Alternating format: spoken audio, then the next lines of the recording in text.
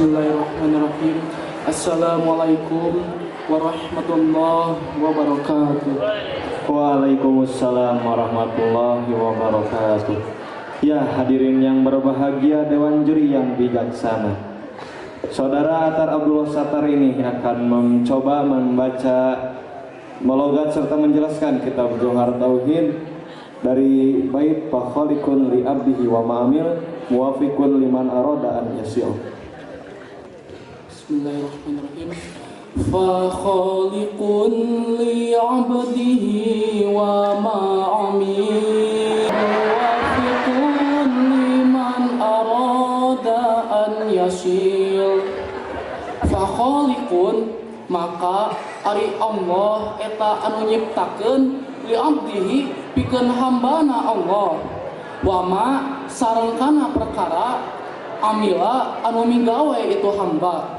Muwafiqun, ari Allah eta anu mere taufik liman pikeun jalma aroda anu ngamaksad Allah an yasila kana yen tepi itu hamba di jalan Allah.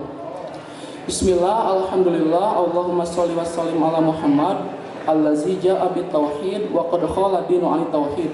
Baik, bait tersebut merupakan bait Johar Tauhid ke-45 dari 144 dalam kitab Johar Tauhid karangan Syekh Ibrahim Al-Laqani, yang mana akan menjelaskan tentang perbuatan-perbuatan hamba itu diciptakan oleh Allah. Tapi dalam sekarang itu saya akan menjelaskan tentang af'alullah dan af'alul abdi.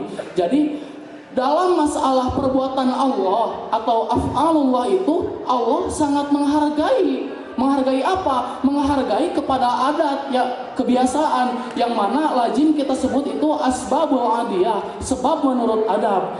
Artinya hampir seluruh pekerjaan Allah itu ada sebabnya. Jadi melalui sebab. Seperti mati itu ada sebabnya, bisa kecelakaan, bisa sakit, bisa apa gitu.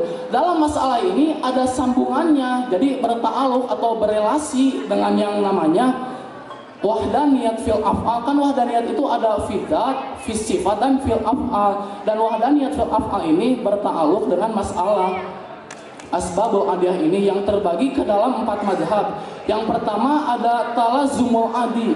Talazumul adi itu bila ada sebab pasti ada musabab. Musabab itu yang menyebabkan. Jadi bila ada sebab pasti ada sebabnya. Tapi sah juga tertinggalnya. Jadi tidak ada sebab juga tidak apa-apa. Contoh, kita ada pisau dikesetkan ke tangan. Nah, tangan itu bisa sakit, bisa luka gitu. Bisa juga tidak luka gitu. Jadi tidak sah tertinggalnya. Yang kedua ada talazumul akli. Talazumul akli itu bila ada sebab pasti ada musabab, tetapi tidaklah sah tertinggalnya. Ini berbanding terbalik 180 derajat dengan pendapat kita yang tadi. Pendapat yang pertama itu pendapat kita sebagai ahlus sunnah wal jamaah. Yang kedua itu adalah pendapat materialistis. Jadi bila ada sesuatu itu pasti wajib ada sebabnya. Seseorang mati ada sebabnya. Seseorang yang pintar, seseorang yang sehat, seseorang yang sakit, wajib ada sebabnya. Jika tidak ada sebab maka tertolak gitu menurut pendapat ini. Yang ketiga ada wajibun bidobti. Wajibun bidobti ini sebab bisa mempengaruhi sendiri dengan wataknya atas adanya musabab. Ini adalah pendapat orang-orang kafir. Contohnya Abdul Qahar. Abdul Qahar itu sakit, pergi ke poskes lalu dikasih sanmol. Nah, Abdul Qahar itu sembuh. Nah, Abdul Qahar sembuh itu tidak sembuhnya itu atas sanmol itu sendiri. Kan sanmol itu berisi paracetamol 500 mg dan unsur-unsur kimia yang lain. Dengan unsur-unsur tersebut Qahar itu bisa sembuh. Jadi tidak ada unsur Allahnya di sini, karena ini adalah pendapat orang-orang kafir. Yang keempat ada tawallud. Tawallud itu adalah pengaruh musabab sebagai anak dari yang mempengaruhi sebab. Ini adalah pendapat kaum Mu'tazilah. Kita contohkan yang tadi, Abdul Qahar itu sakit, pergi ke poskes, dikasih sanmol sama poskes itu. Nah, lalu Abdul Qahar itu sembuh. Nah, sembuhnya di sana itu atas kekuatan Allah yang diberikan kepada sanmol tersebut. Lalu sanmol itu mendapatkan kekuatan dari Allah. Nah, sanmol itu bisa menyembuhkan Abdul Qahar itu gitu. Itu adalah pendapat kaum Mu'tazilah. Yang kedua ada af'alul abdi. Af'alul abdi itu secara garis besar ada dua, ya, ada yang ikhtiyariyah, ada yang idtirariyah. Ikhtiyariyah itu adalah perbuatan yang terpaksa, yang tidak ada unsur dengan keinginan sendiri, seperti lilir di malam-malam gitu, atau yang naik tangka terus ragrag, terus pokoknya sesuatu yang tidak disengaja gitu, idtirariyah.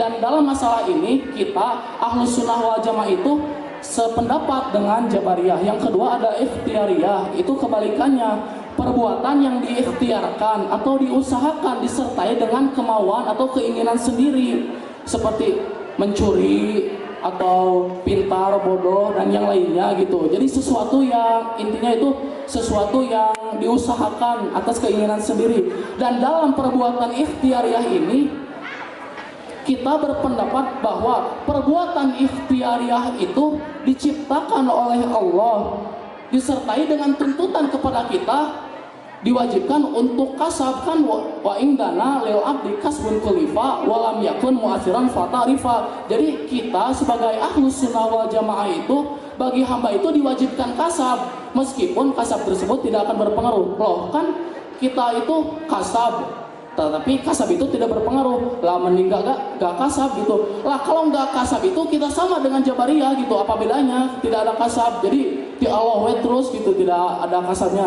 Jadi yang membedakan kita dengan Jabariyah itu, kita itu dituntutkan untuk melakukan kasab. Laha mak kasabat wa alaiha mak kasabat.